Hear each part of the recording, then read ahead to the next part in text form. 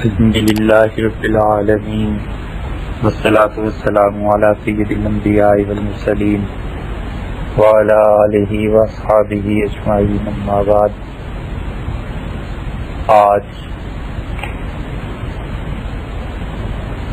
ہمارے ملک میں آزادی کی تقریبات منائی جا رہی ہیں اور مختلف طریقوں سے جو آزادی ملی تھی اس پہ خوشی کا اظہار کیا جا رہا ہے۔ ابھی آپ آج کے دن بھی دیکھیں گے کہ 13 اگست کو چھٹی اگرچہ کم ہے سرکاری اعتبار سے، مگر جگہ جگہ آپ کو اس کے مظاہرے ملیں گے اور اس آزادی کے نشے میں وہ قوم اپنے آپے سے باہر نظر آئے گی جو کم سے کم 2 جنگیں ہار چکے اور جنہوں نے آدھا ملک کھویا اور گنوایا۔ وہ پرچم جس کو بلند کرنے کے لیے کم سے کم بھی 200 سال کی محنت ہوئی تھی، اور وہ چیز جس کو حاصل کرنے کے لیے بعض ناعاقبت اندیش سیاستدانوں کی سیاست کے پیش نظر لاکھوں افراد نے قربانیاں دی تھیں، وہ جو فصل لگائی تھی اس کا پھل اب جو سامنے آ رہا ہے پچھلے چند برسوں سے، اس پھل کو آپ چکھیے نہیں صرف دیکھیے اور اندازہ ہوگا کہ یہ سوسائٹی ایک تو ہوتی ہے انسانوں کی اور ایک انسانیت سے بھی گرے ہوئے لوگوں کی، جن کی صرف شکلیں اور چہرے انسانوں کے ہوتے ہیں اور باقی تمام کرتوت حیوانوں کے، اور اس کا سب سے بڑا مظاہرہ پورے سال میں آپ نے دیکھنا ہو تو یہ 13، 14 اور 15 اگست کی شب تک دیکھیے گا اور آپ کو نظر آئے گا کہ اس آزادی کے نتائج یہ نکلے ہیں۔ جیسے آج آپ سن رہے ہیں 13 اگست کو، باقی دنوں کے 2 پروگرام بھی اسی موضوع پر انشاءاللہ چلیں گے، اور ایف ایم نے آزادی کی تقریبات کے حوالے سے جو ذمہ داری اس بولنے والے کی متعین کی ہے، جو چیز حقیقت میں وہ صحیح سمجھتا ہے وہ آپ کے سامنے ہے۔ ایک مریض ایک ڈاکٹر کے پاس آتا ہے اور اس کی جلد پہ داغ پڑے ہوئے ہیں، تو ڈاکٹر اسے یہ کہتا ہے کہ جتنے داغ تمہیں نظر آ رہے ہیں اور جن کے علاج کے لیے تم میرے پاس آئے ہو، اصل میں تمہارے اندر بعض چیزیں خراب ہو گئی ہیں۔ پرانے اطباء کہتے تھے کہ خون کی خرابی کے باعث اس قسم کی چیزیں ابھرتی ہیں، نئے ڈاکٹرز یہ کہتے ہیں کہ اندر مختلف قسم کی تبدیلیاں آتی ہیں۔ خیر، یہ تو وہ جانے جو اس فن کے ماہر ہیں اور اس علم کو انہوں نے حاصل کیا ہے، لیکن اتنا بتانا یا اتنا سمجھنا ہر کوئی کہتا ہے اور ہر کوئی بتاتا اور سمجھتا بھی ہے کہ یہ سارے کا سارا مریض کی ظاہری جلد کا فساد در حقیقت اندر کا فساد ہے۔ اور یہ جو داغ نظر آ رہے ہیں یہ اس بات کی دلیل ہیں کہ اندر کوئی نہ کوئی تبدیلی آئی ہے۔ بالکل ایسے ہی انسانی معاشرے جب بیرونی طور پر بگڑتے ہیں تو یہ لازماً اندر کی خرابیوں کا نتیجہ ہوتا ہے، اور اطباء جب اس کا علاج کرتے ہیں تو وہ یہ کہتے ہیں کہ اصل توجہ اندر کی طرف دینی چاہیے، کہ اندر سے جس وجہ سے یہ داغ بنتے چلے جا رہے ہیں اس وجہ کو ختم کرنا چاہیے۔ ان کے مقابلے میں، ڈاکٹرز کے مقابلے میں، ایک اناڑی ہم جیسا اگر یہ کہے کہ صاحب ان دانوں پر اور ان زخموں پر اور ان داغوں پر آپ فلاں کریم لگا لیجئے اور اس کو اوپر سے پٹی باندھ دیجئے، تو ظاہر ہے کہ یہ ظاہری فساد ممکن ہے اول تو ختم نہیں ہوگا، اور فرض کر لیجئے یہ داغ کچھ عرصے کے لیے مٹ بھی جائیں تو یہ دوبارہ ابھر آئیں گے، کیونکہ یہ عارضی علاج مرہم پٹی سے اسے ہم ٹھیک کرنے کیا کہتے ہیں، مریض کو بظاہر صحت دے رہا ہے مگر یہ بہت بڑا دھوکہ ہے۔ اتنے عرصے میں وہ جو اندر کا مرض ہے اسے مزید مہلت مل جائے گی اور وہ مزید بڑھے گا، اور اب جب دوبارہ اس کا حملہ ہوگا تو عین ممکن ہے کہ ڈاکٹرز بھی ہتھیار ڈال دیں اور وہ کہیں کہ صاحب اس کا علاج تو آپ کو اتنے برس پہلے کرنا چاہیے تھا۔ پاکستان کے معاشرے میں اس کی ظاہری جلد پر بے شمار داغ پڑے ہوئے ہیں، بد اخلاقی ان کے ہاں ہے، ظلم ان کے ہاں ہے، لوگوں کے حقوق کا تلف ہونا ان کے ہاں ہے، رشوت ہے، بددیانتی ہے، اور پہلے افراد بکا کرتے تھے اب تھانے بکا کرتے ہیں، اور پہلے افراد تھے جو گنے چنے برائی میں مشہور تھے اب پوری قوم کا تقریباً یہی حال ہے۔ یہ وہ داغ ہیں جو ہمارے معاشرے میں نمایاں نظر آتے ہیں۔ آپ کو ان چیزوں کا یقین نہ آئے تو آپ ایک مہینے کے لیے، صرف ایک مہینے کے لیے ٹھنڈے دل سے غور کر لیجئے۔ 3-4 دن کے یہ ہنگامے ان نئی نسلوں کے اور یہ بے سر و پا زندگی کے مقاصد جن میں کچھ نہیں ہے، یہ بے سر و پا پروگرام اور اس کے ساتھ ساتھ ان کی سرپرستی دیکھ لیجئے، آپ یقیناً اسی نتیجے پر پہنچیں گے جس نتیجے پر ہم پہنچے۔ اور ایک عذاب یہ بھی ہے کہ ایک سے ایک بڑا اٹھ کر یہ دعویٰ کرتا ہے اناڑی کہ اس سارے نظام کو اگر آپ ٹھیک کرنا چاہتے ہیں تو جو میں کہہ رہا ہوں وہ کیجئے۔ غربت اس کو ختم کر دیجئے، طبقات کی ناہمواری اس کو ختم کر دیجئے، اور بالعموم ان لوگوں کی جو تان آ کر ٹوٹتی ہے وہ اس بات پر کہ کسی طرح معاشی ناہمواریوں کو دور کیجیے اور اکانومی کا فکر کیجیے۔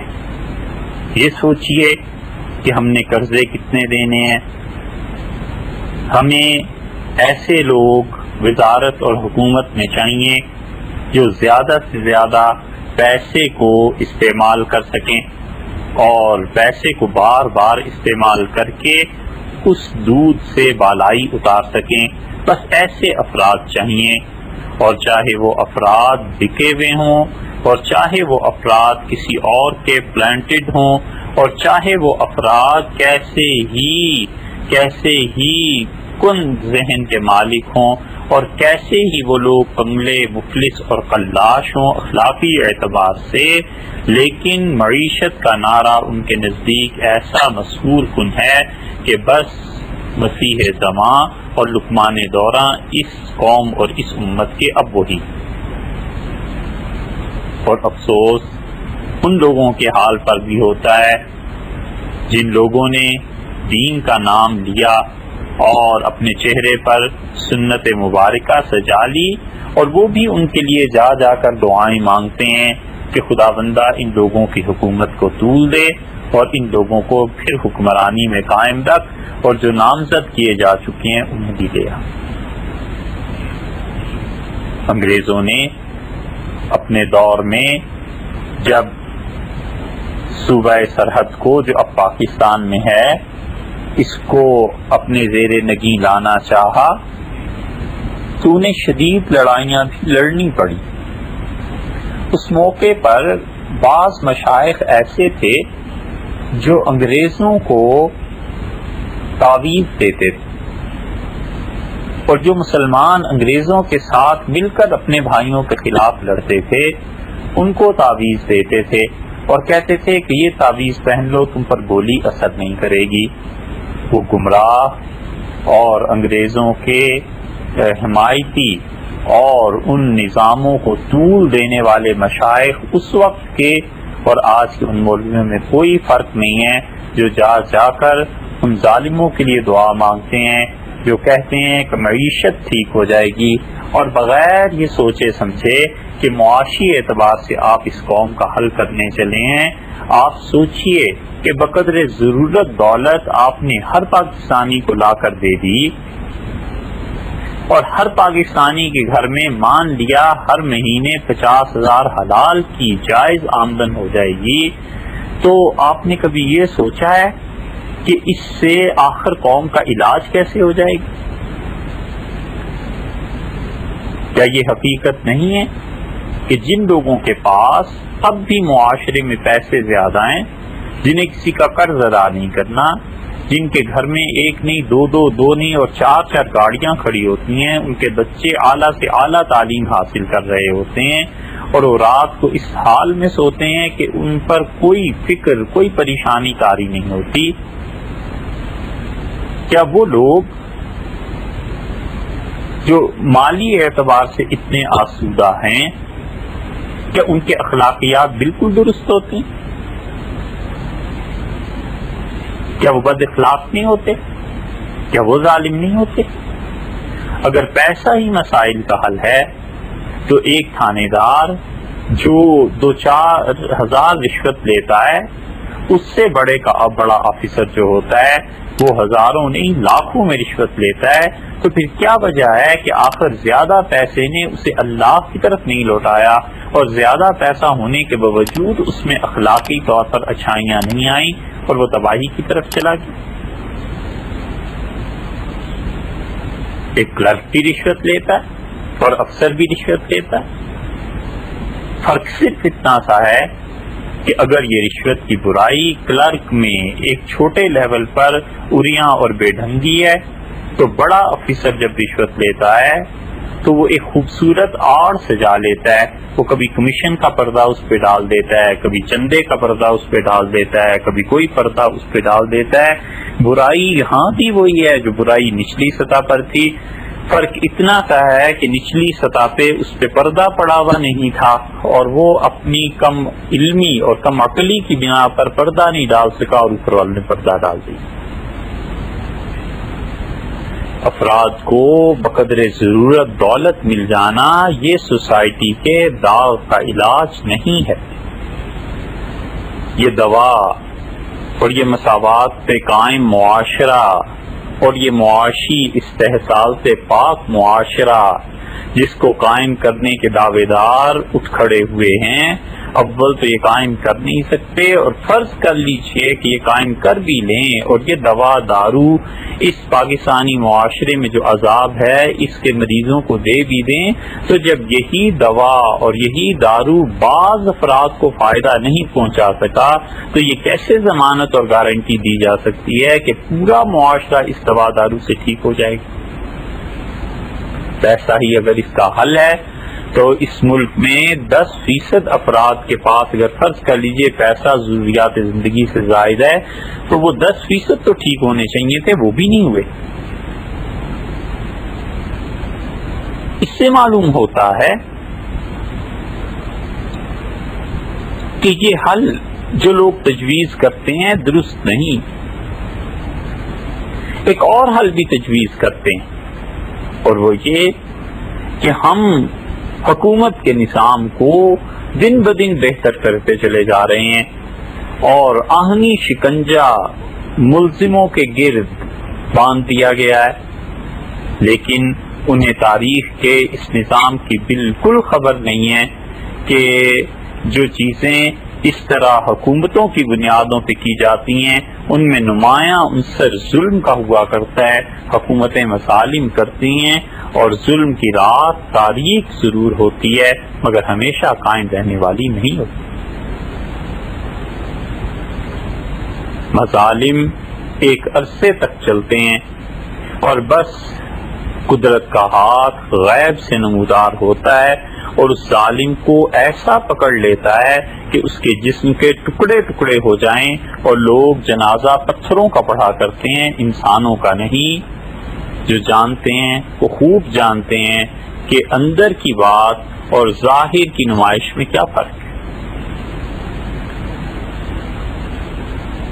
اگر آپ حکومت کی بنیاد پر لوگوں کو ٹھیک کرنے چلے ہیں تو اس کا مطلب یہ ہے کہ جن لوگوں کو ٹھیک کرنا ہے وہ ایک سرکش گھوڑا ہے،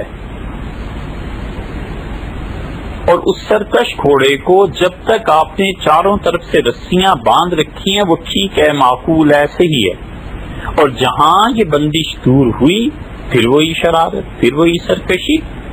تو جب حکومت ختم ہوئی تو اس کا مطلب ہے قوم پھر لوٹ کر ادھر کی ادھر ہی آ جائے گی، جل گئی پر بل نہ گئے، اس رسی کی طرح قوم کا حال ہو جاتا ہے۔ اس لیے یہ معاشی استحصال کے نعرے اور حکومتوں کی گرفت اور لوگوں کو پکڑ کے جیلوں میں ڈال دینا اور مار پیٹ، اس سے آج تک کتنی حد تک قوم درست ہوئی ہے اور کس حد تک جرائم میں کمی واقع ہوئی ہے کوئی اس کو نہیں سوچتا۔ اور ایک چیز وہ بھی تھی جو حضور اقدس صلی اللہ علیہ وسلم نے انسانوں کا اصل مرض بتایا تھا اور ارشاد فرمایا تھا کہ الا وان فی الجسد لمضغہ، اور یاد رکھو لوگوں کے جسم میں ایک ٹکڑا ہوتا ہے اور وہ ٹکڑا جب ٹھیک ہو جائے تو سارا جسم ٹھیک ہو جاتا ہے، اور وہ ٹکڑا اگر خراب ہو جائے تو سارا جسم خراب ہو جاتا ہے۔ الا وہی القلب، اور یاد رکھو وہ لوگوں کا دل ہے۔ نبی کریم صلی اللہ علیہ وسلم نے یہ حل تجویز فرمایا تھا، ارشاد فرمایا تھا کہ لوگوں کے دل جب تک ٹھیک نہیں ہوں گے ظاہر کہ یہ سب نظام بیکار ہیں، اور اس وقت تک انسان ٹھیک نہیں ہوگا۔ آج کے دور میں کوئی آدمی کھڑا ہو کر یہ کہہ سکتا ہے کہ یہ نظریہ تو اب 1500 برس ہو گئے، رسول اللہ صلی اللہ علیہ وسلم نے کہا تھا ہمارے زمانے میں یہ کافی نہیں۔ لیکن کسی بھی آدمی کا یہ کہنا محض ہنسی مذاق کی بات ہو سکتی ہے، اس میں سنجیدگی کا کوئی عنصر شامل نہیں ہے۔ آج کے دن ٹائیفائڈ کے مریض کے لیے جو دوا استعمال ہوتی ہے، فرض کر لیجئے آج سے 50 برس پہلے سے وہی دوا چل رہی ہے، تو کیا نیا آنے والا ڈاکٹر یہ کہہ کے دوا لکھنا چھوڑ دے کہ جناب یہ دوا تو پرانی ہو گئی، 50 برس پہلے استعمال کرتے تھے، اب نہیں کی جا سکتی؟ یا تو اس دوا کے مقابلے میں کوئی دوا دوسری آئی ہے تو ڈاکٹر کہے، اور اگر نہیں ہے اور حقیقتاً نہیں ہے تو پھر ڈاکٹر کو وہ لکھنی پڑے گی۔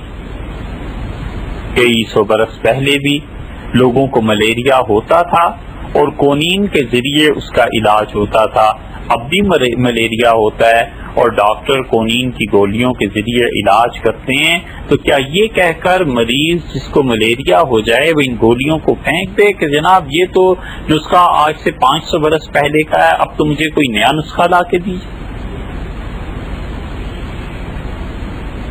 کوئی ذریعہ ہو اس ذریعے سے اب زمانے کا پتہ لگا لیں، تفصیلات دیکھ لیں، اطمینان کر لیجئے کہ رسول اللہ صلی اللہ علیہ وسلم نے انسانوں کا اصل بگاڑ جو ان کے دل کا بتایا تھا وہ آج بھی کیا وہی بات ہے یا نہیں.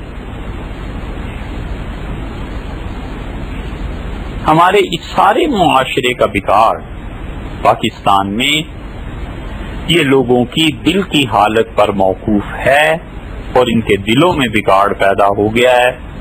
اور اگر ان کے دل درست ہوتے تو یہ ظاہر میں جتنی بھی چیزیں نظر آ رہی ہیں یہ نہ ہوتی. یہ دل کا بگاڑ ہی ہے جس نے ساری تباہی اور بربادی پھیر دی ہے.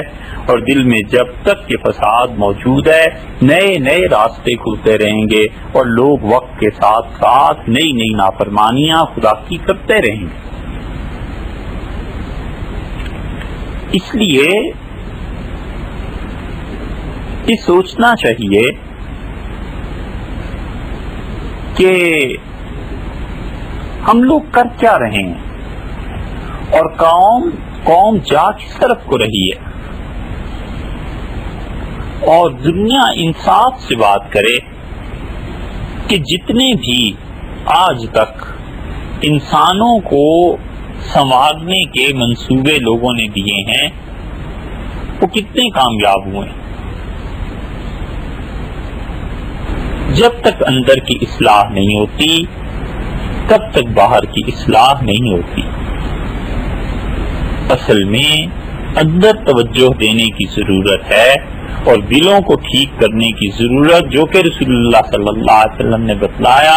اور اس کے ساتھ ساتھ پھر خارجی ماحول کا علاج بھی کیا جائے, غربت کا علاج کیا جائے, افلاس کے ازالے کی کوشش کی جائے, سرمایہ دارانہ معاشرہ قائم نہ ہونے دیا جائے, فضول خرچی کے مواقع ختم کیے جائیں, تعیشات, شراب اور اس قسم کی چیزیں, رشوت, بددیانتی ان پر گرفت کرے. لیکن اس گرفت سے کہیں پہلے زیادہ ضروری یہ ہے کہ اندر کے احوال درست کیے جائیں اور اندر کی تحقیق کی جائے اور اندر کا علاج کیا جائے. وگرنہ یہ سب اسی طرح ہے جس طرح کے آغاز میں مثال دی تھی کہ کوئی انسان ظاہر کے زخموں کے جو داغ ہیں اس پہ مرہم لگا دے اور اندرونی طور پر جو مرض ہے اس کی طرف توجہ نہ کرے. اس ملک میں اور اس ملک میں ہی نہیں پوری دنیا میں جب بھی سیاسیات اور ملکی معاشرے ان کی بنیاد اخلاقیات پر قائم نہیں ہوگی مسئلے کا حل نہیں ہوگا. انسانی اخلاقیات اتنی اہم چیز ہے اور اتنی ضروری چیز ہے کہ یہ انسانی اخلاقیات جب تک بنیاد نہ بنے کوئی آدمی یہ نہیں کہہ سکتا کہ وہ اس معاشرے کی اصلاح کر لے گا اور اس معاشرے کو اچھا کر دے. کسی ایک نظام کو اٹھا کر دیکھ لیں, سیاست کو دیکھ لیں, حکومت کے نظام کو دیکھ لیں. اسلام نے جو چیز سکھائی تھی وہ یہ تھا کہ افراد کو تیار کیا جائے. ہمارے ملک میں غلغلہ اس بات کا ہے کہ جمہوریت قائم ہو جائے, خلافت کا نظام آ جائے, اور ہم لوگ یہ نہیں سوچتے کہ جمہوریت ہو, فوجی نظام ہو, خلافت ہو, کوئی بھی چیز جسے ہم قائم کرنے چلے ہیں اس بوجھ کے نیچے کون سے ستون ہم کھڑے کر رہے ہیں.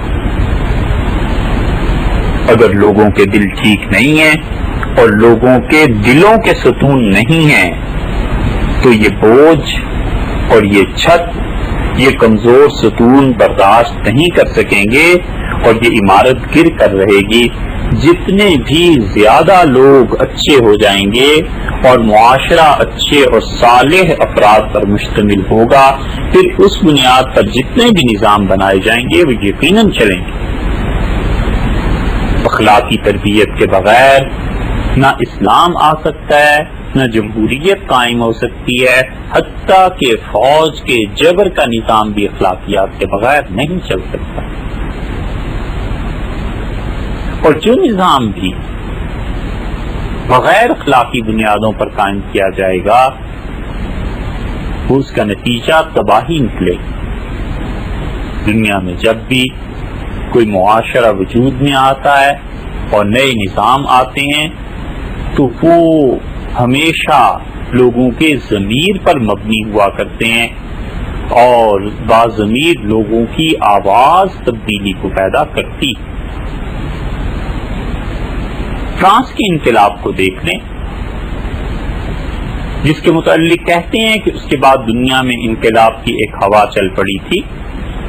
ان لوگوں کے ضمیر نے یہ محسوس کیا کہ نظام غلط ہے، اس کے خلاف آواز اٹھانی چاہیے، نئے نظام کے لیے جدوجہد کرنی چاہیے، اور ان کے جتنے قائدین نے اس مقصد کے لیے کام کیا وہ اپنی ذاتی اغراض سے کہیں بلند ہو گئے تھے۔ اگر قوم کی قیادت کرنے والے لوگ اپنے ذاتی اغراض اور مقاصد کے غلام ہوں گے تو جہاں ان کی ذاتی غرض اور مقصد پورا ہوگا وہ قوم کو بیچ دیں گے۔ ان کی قیادت میں کوئی بھی انقلاب برپا نہیں ہو سکتا۔ ہمارے دور میں بالکل موجودہ دور اور اس سے متصل پہلے جو لوگ دنیا میں بڑے بڑے انقلابی مشہور ہوئے، نیلسن منڈیلا کا نام آپ نے سنا ہوگا، گاندھی جی کا نام سنا ہوگا، اور پنڈت جواہر لال نہرو کا نام سنا ہوگا۔ مسلمانوں میں مولانا محمد علی جوہر تھے۔ یہ سب لوگ اگر چاہتے تو اپنے اپنے دور میں اعلیٰ مناصب حکومتوں میں حاصل کر سکتے تھے۔ مولانا ابوالکلام آزاد کو اگر ہندوستان میں وزیر تعلیم اور نائب وزیر اعظم کا عہدہ آزادی کے بعد مل سکتا تھا تو وہ انگریزوں کے ساتھ مل جاتے، انہیں بڑے سے بڑا عہدہ تقسیم سے پہلے مل سکتا تھا۔ آخر کیوں ان لوگوں نے حکمرانی کی تخت اور حکمرانی کی سہولتوں کی بجائے جیل کی سخت زندگی کو ترجیح دی؟ کیوں وہ جیلوں کے متوالے رہے اور حکومتوں سے پیچھے رہے؟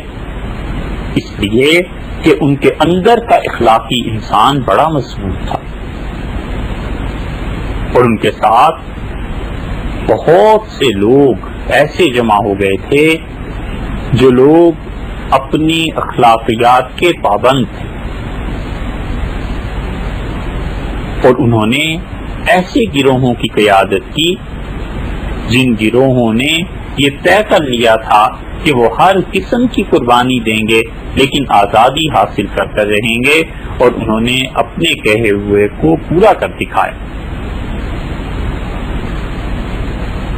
اگر دنیاوی انقلاب کے لیے باضمیر قیادت کی ضرورت ہے اور معاشرے کے ضمیر کو جگانے کی ضرورت ہے تو اسلامی انقلاب اور اسلامی حکومتیں ان کی نوعیت تو سراسر اخلاقی ہے۔ اس لیے جو کام کرنے کا ہے وہ ایسے افراد کو تیار کرنے کا ہے جن میں اعلیٰ درجے کی انسانی اخلاقیات پائی جاتی ہوں، قربانی کا جذبہ ہو، اور وہ جو انقلاب برپا کرنا چاہیں گے ان کا ضمیر اس بات پر مطمئن ہو کہ وہ اللہ کی راہ میں کام کر رہے ہیں۔ علم کی بھی ضرورت ہے، علم روشنی دیتا ہے۔ علم کی دی ہوئی راہ پر چلنے کے لیے انسان اسی وقت تیار ہوتا ہے جب ضمیر کی آواز سن سکتا ہے اور اسی آواز کے مطابق چل سکتا ہے جو اندر سے اٹھتی ہے۔ سو جس انسان کا ضمیر زندہ ہے اس کے اخلاق حقیقی ہیں، تو دکھاوے کے اخلاق سے کہیں زیادہ ضرورت، بلکہ دونوں کا تو تقابل بھی نہیں کیا جا سکتا، وہ ضرورت اصل میں ان اخلاقی قوتوں کی ہے جو انسان کے اندر ہوتی ہیں، اور انسان انہی کی وجہ سے ظلم پر بھی ہنستا رہتا ہے اور ہر چیز برداشت کرتا ہے، کوئی چیز اس انسان کی قیمت نہیں بنتی۔ اس لیے اخلاقیات پر مبنی معاشرہ ہمارے ہاں ختم ہو گیا ہے۔ ابھی کچھ ایسا زیادہ وقت نہیں گزرا، 100 برس بھی نہیں ہوئے، فتح پور ہندوستان میں بظاہر ایک گمنام سی شخصیت تھی، حکیم ظہور الاسلام تھے، اور بڑے مانے ہوئے حکیم تھے. لکھنؤ میں ندوۃ العلماء کے اجلاسوں میں باقاعدگی سے شریک ہوتے تھے. اللہ نے علم بھی دیا تھا، تقویٰ تھا، خدا کا خوف تھا. اور یو پی میں فتح پور شہر میں جس کو جو تکلیف ہوتی تھی وہ کہتا تھا حکیم صاحب کے پاس چلو اور ان سے دوا لو. اور ایک مرتبہ ہیضے کی وبا پھیل گئی.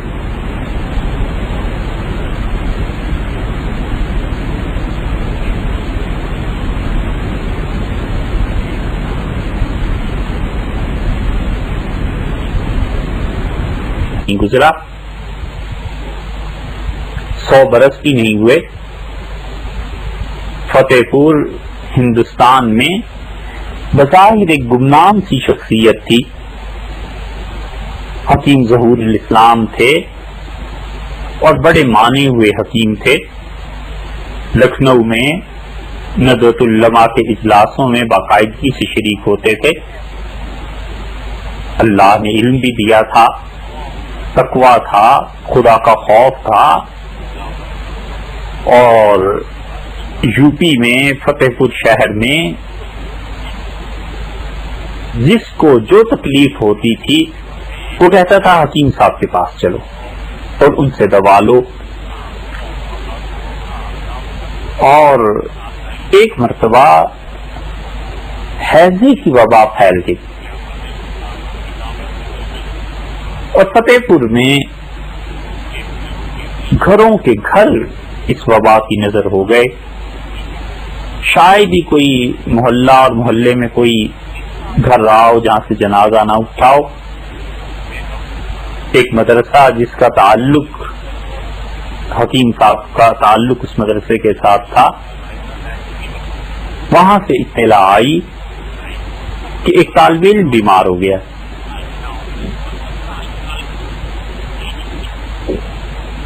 حکیم صاحب گئے، دیکھا تو بنگال کا لڑکا اور غریب پردیسی. مولانا نے اس بچے کو اٹھایا اور اپنے گھر لے آئے. ہیضے کا مریض ان کا کوئی عزیز نہیں تھا اور اسے اپنے گھر وبا کے دنوں میں لے آنے کا مطلب یہ تھا کہ اس موت کو اپنے ہاں بھی مولانا دعوت دے رہے تھے. اس ہیضے سے مولانا خود بھی متاثر ہو سکتے تھے، ان کی اہلیہ، ان کا چھوٹا بیٹا، کوئی بھی متاثر ہو سکتا تھا. انہوں نے خود اس بچے کی خدمت شروع کی اور ہیضے کے مریض پر جو بھی گندی حالتیں ہو سکتی ہیں یہ سب مولانا نے برداشت کی. اپنے ہاتھ سے دوا پلاتے رہے اور ایک ایک کر کے جتنے لوگ بھی مولانا کے ساتھ اس بچے کی خدمت میں شریک تھے وہ ہٹ گئے اور یہ اکیلے رہ گئے. مریض کی حالت جتنی گرتی گئی، مولانا کی آہوزاری اتنی بڑھتی گئی. بار بار اللہ تعالیٰ سے مانگتے رہے اور اس کے متعلق کہتے رہے کہ یہ غریب ہے، پردیسی ہے، اپنے باپ کا اکلوتا بیٹا ہے، بنگال سے آیا ہے آپ کا دین کا علم حاصل کرنے، اور کچھ ہو جائے اس سے بچا دیجیے. زاروں کے تار راتوں کو اٹھ اٹھ کے روتے رہے اور یہ عرض کرتے رہے کہ یہ سارے قدرت کے قوانین جتنے ہم سمجھتے ہیں یہ اللہ تیرے ہی ہاتھ میں ہیں، اور میں اس بچے کو اسی لیے اٹھا لایا ہوں کہ اس کی محنت کروں، اور یہ بچہ پردیسی میرے بھروسے پہ مدرسے والوں نے بھیج دیا تھا، تو خدایا تو اس کو بچا لے. لیکن بچے کی حالت بد سے بدتر ہوتی چلی گئی اور آخر وہ وقت آ گیا کہ اب وہ لمحوں کا مریض تھا. تو مولانا حکیم ظہور الاسلام اٹھے، مصلی بچھایا اور کہا کہ مجھ گناہگار کی دعا قبول نہیں ہوئی اور یہ تو چند لمحوں کا مہمان نظر آتا ہے، نظر پیش کرتا ہوں، اسے قبول فرما لیں، اور میرا اپنا ایک چھوٹا بچہ ہے، خدا بندہ اس کو لے لے اور اس کو چھوڑ دے، وہ بھی تیرا ہے، میں بھی تیرا ہوں، یہ بچہ بھی تیرا ہے، مولانا کے کوئی زیادہ بچے نہیں تھے، کئی بچے ان کے بچپن میں انتقال کر گئے تھے. آخر ایک بیٹا جو اس لڑکے کی حیضے کی تکلیف کے وقت 7 برس کا تھا، مولانا نے پیش کیا اللہ کے حضور میں اور کہا اسے لے لیجئے اور وہ جو دین پڑھنے آیا تھا اس کو زندگی دے دیجیے. پورے گھر کے ارمانوں کا مرکز، اور محض ایک اجنبی بچہ جو بنگال کا رہنے والا تھا اس کے عوض میں اسے پیش کیا جا رہا ہے. اور سحر ہوئی، دعا کر کے فارغ ہوئے تھے کہ اچانک بیوی نے آواز دی اور اس نے کہا اس بچے کو سنبھالیے، اس پر حیضے کا حملہ ہو گیا ہے. مولانا اطمینان سے اس کے اندر گئے، اپنے سگے بیٹے اور بچے کو دوا پلائی اور کوئی نفع نہیں ہوا، اور اللہ نے اس بندے کی نظر کو قبول کر لیا. اور جتنا جتنا ان کا اپنا بیٹا اس کی صحت گرتی گئی اتنا اتنا وہ بچہ ٹھیک ہوتا چلا گیا، اور آخر وہ بنگال کا بچہ ٹھیک ہو کے گھر واپس چلا گیا. اور یہ اپنے اکلوتے جگر گوشے کو اٹھا کر اپنے ہاتھوں سے قبر میں ڈال آئے. یہ ہے وہ اخلاقیات کا سبق جو اسلام نے سکھایا تھا. اللہ نے قرآن میں یہی کہا ہے یؤثرون علی انفسہم ولو کان بہم خصاصہ. وہ لوگ اپنی ضروریات پر دوسروں کو ترجیح دیتے ہیں اگرچہ انہیں بہت شدید ضرورت ہوتی ہے کسی چیز کی، اس کے باوجود وہ دوسروں کا خیال رکھتے ہیں اور دوسرے لوگوں کو ترجیح دیتے ہیں. معاف کیجیے گا، یہ اخلاقی تربیت اور یہ مولوی صاحب اور یہ سب کچھ مدارس نے پیدا کیا تھا. یہ سب کچھ اللہ کے ان بندوں نے پیدا کیا تھا جو دین پڑھے اور پڑھائے تھے. ان کالجوں نے، ان یونیورسٹیز نے، ان سکولز نے اتنے اعلیٰ کردار کے کتنے افراد پیدا کیے. کتنے لوگ ہیں جو ایسی قربانی دینے کے لیے ان سکول اور ان یونیورسٹی سے اٹھے. جو کچھ ہمیں ان اداروں نے دیا ہے، ہماری یونیورسٹیز نے اور ہمارے کالجز نے، آپ بہت آسانی سے اسے دیکھ سکتے ہیں. آج 13 تاریخ کو شام ہونے دیجیے اور اپنے شہر میں کہیں نکلیے گا اور آپ دیکھیے چاروں طرف کیسی بے ہنگم موسیقی ہے. ہر طرف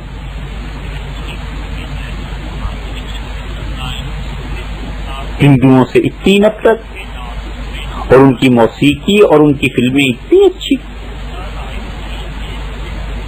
آزادی کے متوالے یہ نام لے لے کر کہتے رہے کہ ہندوؤں کے ساتھ رہ کے ہمارا معاشی استحصال ہو جائے گا، ہم ایسے ہو جائیں گے، ہندوؤں میں کھا جائے گا. صاحب ایک لمحے کے لیے فرض کر لیجئے یہ سب کچھ صحیح ہے، تو آج عالمی سطح پر انٹرنیشنل لیول پر پھر بھی تجارت میں اور معاشیات میں ہندو آپ پر چھایا ہوا ہے. اب آپ کو کس بات کا خوف تھا؟ اب انٹرنیشنل لیول پہ کیوں پٹ گئے؟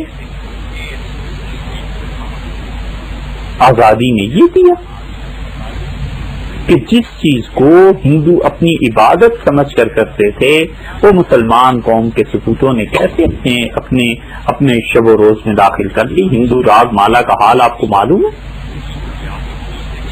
ہندوؤں کا عقیدہ ہے کہ یہ موسیقی خود برہما یعنی اللہ تعالی کی پیدا کی ہوئی ہے ولیعوذ باللہ، اور انہوں نے اس کی تعلیم سرسوتی جی کو دی تھی اور سرسوتی دیوی نے نارومنی کی طرف اسے بھیج دیا اور نارومنی جی نے گندھروں تک پہنچایا اور گندھروں سے یہ علم سینہ بسینہ بھرت کو پہنچا اور بھرت نے بھارت کو ہندوستان کو پسند کر کے ہندوتری مورتی کے دوسرے خدا جو تھے برہما جی کے بعد شیو جی ہیں ان کو دیا، اور اسی لیے ان کا بت آپ دیکھیں تو ان کے 5 منہ اور سر ہیں.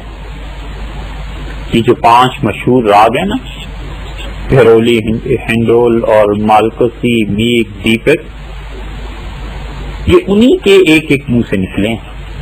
اور انہی کی پیداوار میں چھٹا مشہور راگ شری کہتے ہیں کہ ان کی بیوی تھی پاروتی دیوی، اس نے پیدا کیا تھا. یہ ہندوؤں کے عقیدے کی روح سے موسیقی ایک مقدس چیز ہے، راگ راگنیاں ہیں، جز ہے ان کی عبادت کا، اس لیے وہ اس فن کی خدمت میں جتنے بھی پیش رہے ہوں اور جتنا کچھ بھی وہ اس فن پہ کرتے رہے ہیں بالکل ٹھیک کر رہے تھے، کیونکہ ان کے نزدیک تو عبادت تھی، ان کے نزدیک تو یہ سب چیزیں خدا کے قرب کا باعث تھی۔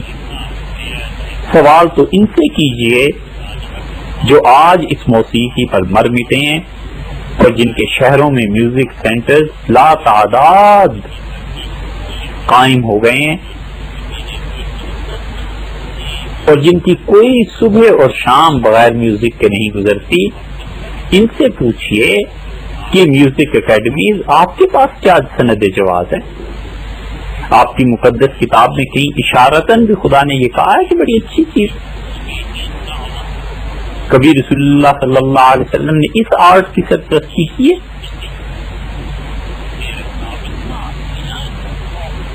آپ تو ایسی قوم میں کہلاتے ہیں جو بڑی غیرت مند ہے، بڑی غیور ہے، کوئی کام ایسا نہیں کرنا چاہیے جو ہندوستان والے کرتے ہیں، اور ہندوستان ہمارا ازلی دشمن اور ابدی دشمن، اور شکر کیا آزادی ملی ہندوؤں سے اور انگریزوں سے، سب سے۔ کیا یہ آزادی ہے یا آپ اور ہم سب اسی ثقافت کے دوبارہ سے جا کر غلام بن گئے؟ خلافت راشدہ کا کیا عمل رہا ہے؟ موسیقی کے کتنے سینٹرز تھے اس زمانے میں جو سیدنا ابو بکر اور عمر رضی اللہ عنہما نے قائم کی اور قدر شناسیاں کی ہوں۔ دوسری قوموں کی نقالی اور دوسری قوموں کی تہذیب سے مرعوب ہونے کی بھی تو آخر کوئی حد ہونی چاہیے۔ آخر کہاں تک اور کن کن چیزوں میں یورپ کے پیچھے اور ان کے پیچھے جاتے رہیں گے؟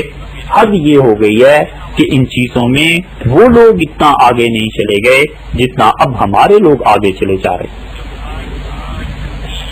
ہماری اس مملکت میں مستقل اب ویلنٹائن ڈیز منانا شروع ہو گئے ہیں، اور بغیر یہ سوچے سمجھے کہ یہ ویلنٹائن ڈے آخر چیز کیا ہے۔ خود انہوں نے اپنی کتابوں میں لکھا ہے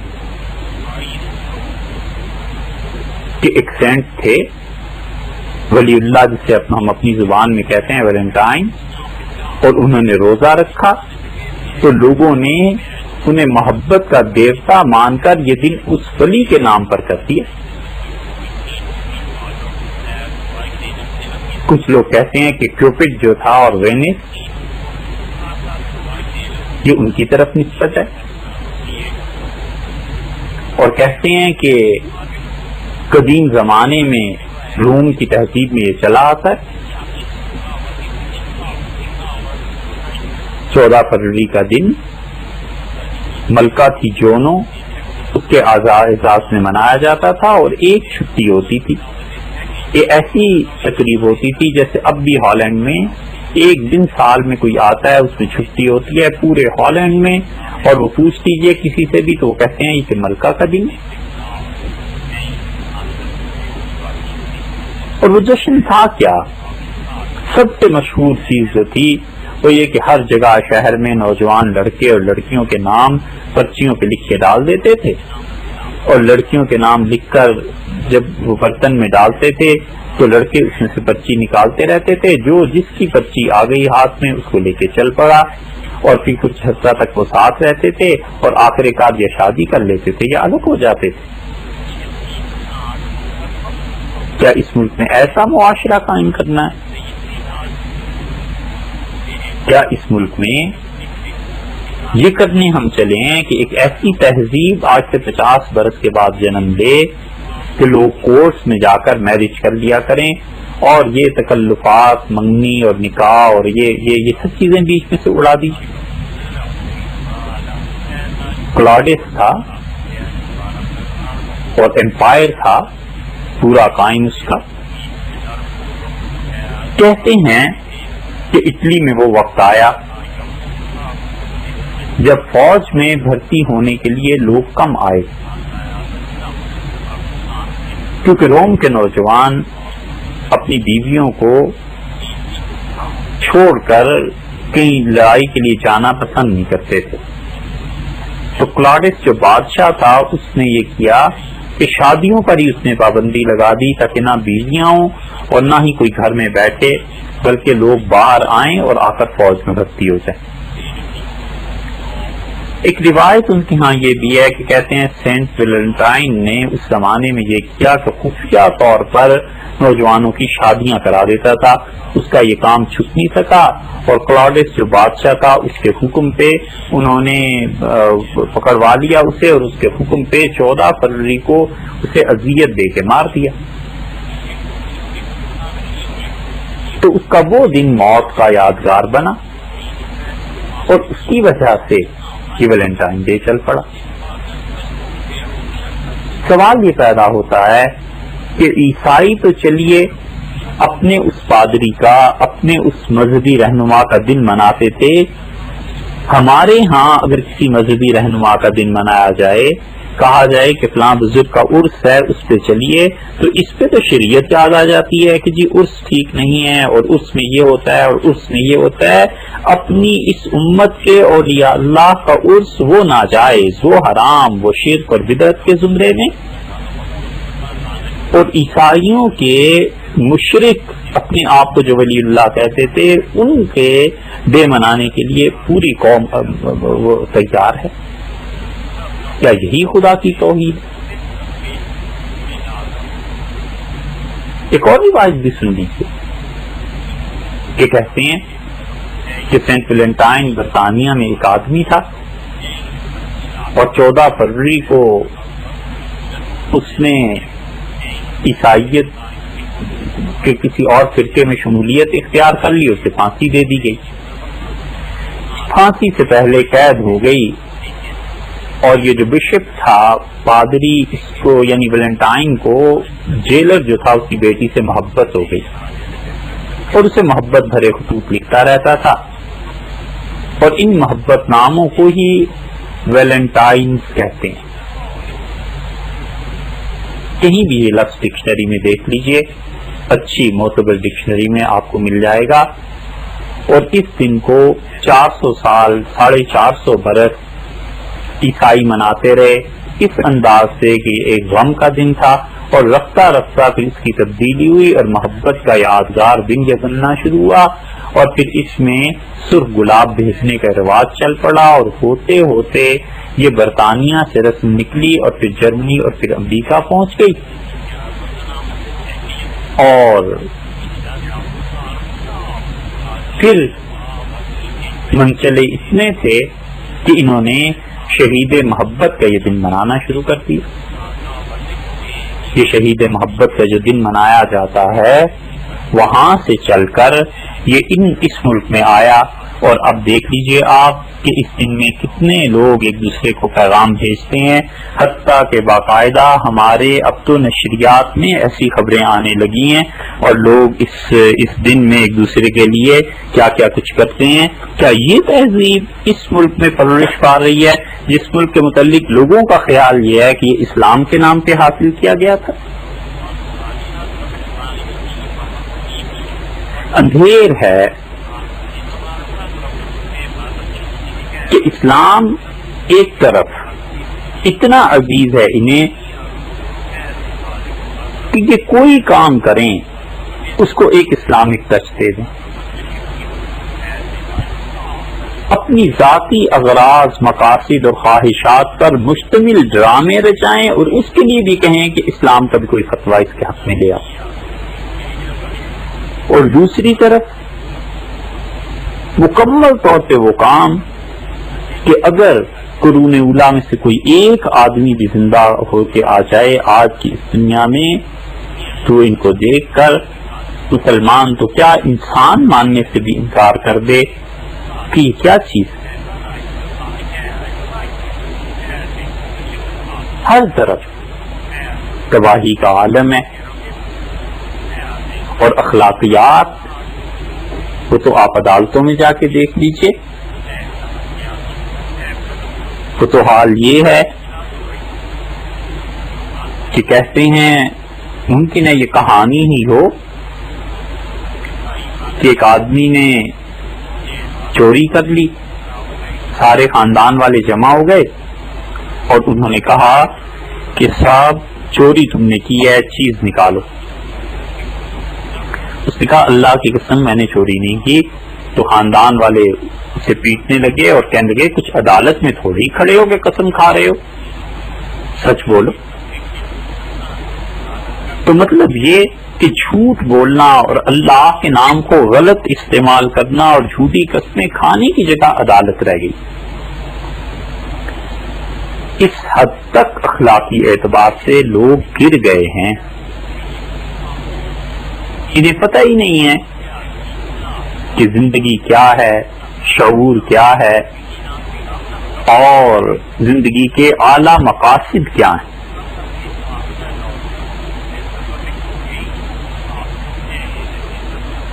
چنگیز خان جن کے ظلم کی مثالیں اب بھی دنیا میں دی جاتی ہیں اور لٹریچر اور ساری تاریخ بھری پڑی ہے اس کے مظالم سے, کہتے ہیں کہ اس نے ایک شہر فتح کیا اور شہریوں کو فتح کے بعد آدھا آدھا کر دیا. کہانی ہے, ممکن ہے حقیقت. اور اس نے آدھے شہر والوں سے کہا باقی آدھے شہر والوں سے جنگ کرو. تو کسی نے اس سے پہلے چنگیز خان کو کہا کہ صاحب آپ کے متعلق یہ مشہور ہوتا جا رہا ہے کہ آپ بہت ظلم کرنے لگے ہیں. کہنے والا کوئی منہ چڑھا تھا. چنگیز نے اس کی بات کا برا نہیں منایا. اس نے کہا کہ میں تو صرف ایک آدمی کو قتل کرتا ہوں. اس نے کہا چنگیز خان یہ جو کھوپڑیوں کے مینار بن گئے اور یہ جو لاشوں سے کھیت بھر گئے اور یہ جو جانوروں کو انسانی گوشت کے علاوہ کوئی چیز کھانے کو میسر نہیں ہے, یہ سب کیا ہے؟ اس نے کہا آؤ تمہیں تماشا دکھائیں. اور جو شہر اس نے فتح کیا اسے 2 حصوں میں تقسیم کر دیا اور اس نے آدھے شہریوں کو کہا کہ آدھے شہریوں کو مارو. لوگ لڑ پڑے. فرض کر لیجیے وہ 10,000 تھے تو 5,000 مر گئے, 5,000 رہ گئے. اس نے پھر انہیں تقسیم کیا اور 2,500 کر کے اس نے کہا تم آدھے آدھوں کو مار دو. انہوں نے مار دیا. چنگیز دیکھتے رہے. پھر اس کے بعد جو بچ گئے تھے وہ جتنے بھی تھے پھر اس نے تقسیم کر دیے. اس نے کہا آدھے آدھوں کو مارو, حتیٰ کہ ہوتے ہوتے 2 آدمی رہ گئے. اس نے کہا اب تم ایک دوسرے کو مارو, تو ایک نے دوسرے کو مار دیا.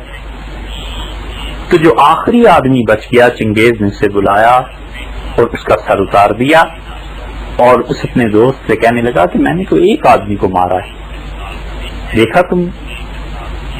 اس نے کہا یہ جو اتنے تمہارے حکم پہ مر گئے ہیں یہ بھی تو تمہارے ہی کھاتے میں ہے چنگیز. اس نے کہا نہیں. اس نے کہا میرے دوست جب قوم اپنے ذاتی مفادات کی اتنی قید میں چلی جائے اور اتنی اسیر ہو جائے اور انہیں اپنی ذات کے علاوہ کوئی نظر ہی نہ آئے اور بھائی اپنے بھائیوں کے گلے کاٹنے لگ جائیں تو وہ خود ہی ایک دوسرے کو مارنے کے لیے کافی ہو جاتے ہیں. چنگیز کی ضرورت نہیں لا کرتی. چنگیز تو آخری آدمی کو ہی مارتا ہے. ہمارا ملک حقیقتاً اخلاقی طور پہ دیوالیہ ہو گیا ہے اور یہ قوم اس حال پر پہنچ گئی ہے کہ بھائی بھائی کو کاٹنے کی فکر میں ہے. اب بھی اگر کسی شہر میں جا کر 2 حصوں میں تقسیم کر دیں تو آدھی آبادی کو اڑانے کی سوچ میں آپ کو بہت سے افراد ایسے مل جائیں گے جو اسے کار خیر سمجھ کے انجام دینے کے لیے اسے تیار ہوں گے. چنگیز نے اپنے دوست سے کہا کہ اگر ان لوگوں میں غیرت ہوتی تو اپنے بھائیوں کو مارنے کی بجائے مجھے مار دیتے.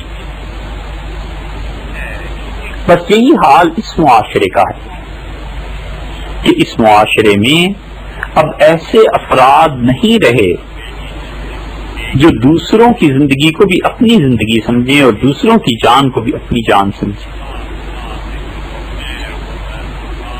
اس لیے اب یہ توقع کرنا کہ اسلام یہاں سے اٹھے گا, اب یہ توقع رکھنا کہ اس ملک میں اچھے لوگ پیدا ہوں گے، اس ملک میں ایسی آ جائے گا، ایسے آ جائے گا، یہ خواب وہ ہے جو پچھلے 50 برس میں نسلیں دیکھتی رہیں اور قبر کا پابند ہوتی رہیں۔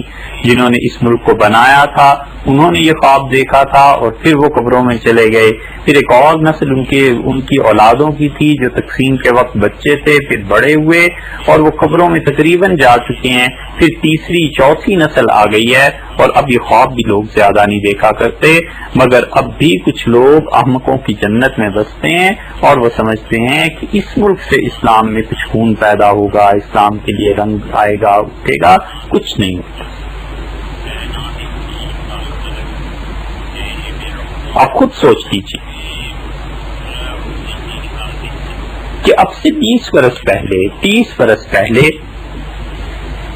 باپ ریٹائر ہوتا تھا اور اس کی ریٹائرمنٹ پر جو پینشن ملتی تھی اس کے متعلق یہی توقع ہوتی تھی کہ کہتے تھے کہ بیٹا مجھے پینشن مل جائے تو 2 بچیوں کے ہاتھ پیلے کر دوں، پینشن مل جائے تو ہم اپنا گھر بنا لیں گے، پلاٹ لے لیں گے، پینشن مل جائے تو بچوں اس پرانے گھر کی حالت کچھ درست کرا لوں گا، پینشن مل جائے تو حج کر لوں گا۔ وہ جو اس کی 30 برس کی کمائی ہوتی تھی، حلال کا پیسہ جو اس نے کاٹ کر اپنا پیٹ اپنی اولاد کی قربانی دے دے کے جمع کرایا ہوتا تھا، 30 برس کے بعد 40 برس کے بعد ملتا تھا، تو وہ اس پیسے سے یہ سارے کام انجام پاتے تھے۔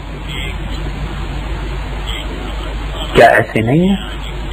اگر آپ سمجھتے ہیں کہ ایسے ہے تو اب یہ حال ہو گیا ہے صاحب کہ اب کو کوئی فکر کرنے کی ضرورت نہیں گھر بنانے کے لیے، کوئی فکر کی ضرورت نہیں سواری خریدنے کے لیے، سیدھے سادے بینک میں چلے جائیں، آج جاب شروع ہوئی ہے، جا کے بتا دیں بینک والوں کو کہ صاحب فلاں جگہ جاب کرتا ہوں، اتنے پیسے تنخواہ ملتی ہے اور اتنے پیسے آپ کو قسط میں دیے جا سکتے ہیں، سود کے نظام میں جا کر، اور آپ اپنی سروس کے 4-5 سال کے بعد گاڑی کے مالک بن گئے، سروس کے 5-7 سال کے بعد سود پہ گھر بھی خرید لیا، اور پھر باقی ساری زندگی قسطیں اتارتے ہوئے گزر جائے گی، وہ بھی بشرطے کہ ایمانداری پہ چلتے رہیں۔ اگر نہ چلنا چاہیں اور کسی عملے کو درمیان میں پیسے دے کے بیچ بچاؤ اپنا کرا لیں اور کوئی ہاتھ کسی انسان پر نہ پڑے تو پھر وہ سود بھی ختم، بینک کی رقم بھی ڈوب گئی اور گھر بھی بن گیا، سب کچھ ہو گیا۔ کتنا فرق ہے اس معاشرے میں اور اس معاشرے میں، اور حلال اور حرام کے پیسے میں اور حلال اور حرام کے پیسے کے نتیجے میں جو نتائج نکلتے ہیں، ان کے جو نتیجے برآمد ہوں گے، آخر اس میں فرق کیوں نہیں ہوگا؟ اچھی سے اچھی گاڑی لے لیجیے، بالعموم اب ہمارے شہروں میں سڑکیں تنگ ہو گئی ہیں، گاڑیاں زیادہ ہو گئی ہیں، یہ گاڑیاں کہاں سے آ گئی؟ یہ سب اس معاشی نظام اور سود کی برکات ہیں کہ جن کی زد سے آج نہ ہم محفوظ ہیں، نہ آپ محفوظ ہیں، نہ متقی سے متقی انسان محفوظ ہے اور نہ فاسق و فاجر محفوظ ہے، سب ایک رو میں بہتے چلے جا رہے ہیں، اور کوئی آدمی ایسا نہیں ملتا جس کے پاس جا کر انسان یہ کہے کہ خدا کے لیے اس رو کے سامنے ہاتھ رکھ لو اور اس رو میں کوئی پتھر پھینک دو، کسی طرح یہ رک جائے۔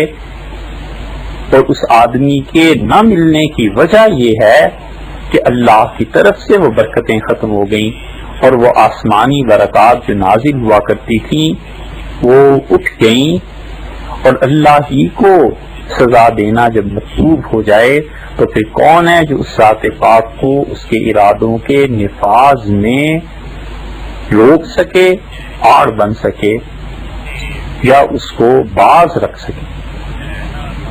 اس لیے اس اجتماعی حالت پر غور کیجیے۔ اگر آپ سمجھتے ہوں کہ ہماری باتیں درست نہیں ہیں اور قوم میں جان ہے اور لوگ اس معاشرے میں ابھی بھی اچھے پائے جاتے ہیں، تو اکثریت جس نہج پر چل رہی ہے، صرف اور صرف 15 گھنٹے بعد آپ اپنے شہر کی سڑکوں پہ نکل کے دیکھیے گا کہ آج کیا ہنگامہ ہوگا۔ 14 اگست بھی ہے، آزادی کی رات بھی ہے، اور اس کے بعد اوپر سے چھٹی بھی ہے، کل بھی اور پرسوں بھی، اور ان 3 دنوں میں کیا کچھ نہیں ہوگی۔ ایوان صدر سے لے کے نیچے تک خدا کی نافرمانی ہر جگہ عام ہوگی۔ اگر ایسے نہ ہو تو پھر اس ملک کا نام پاکستان نہیں ہے۔ السلام علیکم ورحمۃ اللہ وبرکاتہ۔